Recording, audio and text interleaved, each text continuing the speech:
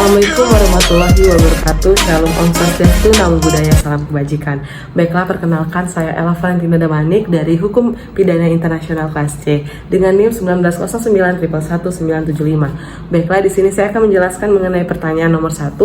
Mengapa secara teoritis maupun praktis penggunaan istilah pidana internasional tidak dapat dipersamakan dengan istilah pemakaian hukum internasional pidana? Jawabannya adalah secara teoritis ataupun praktis, penggunaan istilah hukum pidana internasional tidak dapat dipersamakan dengan pemakaian istilah hukum internasional pidana. Karena di dalam penggunaan istilah hukum internasional pidana tersebut mengandung makna-makna yang seakan-akan di dunia ini terdapat, yaitu yang pertama adanya KUHP dunia, yang kedua adanya hakim, jaksa, dan pengacara dunia, yang ketiga adanya hukum dunia, yang keempat adanya pertanggungjawaban pidana terhadap negara, yang kelima hukum internasional yang sekarang berlaku itu adalah bersifat subordinatif.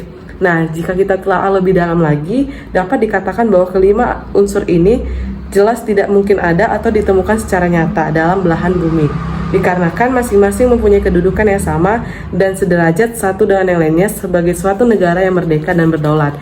Oke, kita masuk pertanyaan yang kedua, yaitu sebutkan beberapa contoh jenis kejahatan yang dapat dikategorikan sebagai kejahatan transnasional, kejahatan internasional, kejahatan nasional yang berdimensi internasional. Nah, jawabannya yang pertama adalah kejahatan transnasional, yaitu money laundering, hijacking, piracy, dan sebagainya. Sedangkan kejahatan internasional seperti genosida. Nah, kejahatan nasional berdimensi internasional itu seperti pembajakan pesawat udara. Hukum pidana internasional bersumber pada dua bidang, yaitu bidang internasional yang terkait persoalan pidana dan bidang hukum pidana nasional yang berdimensi internasional. Nah, instrumennya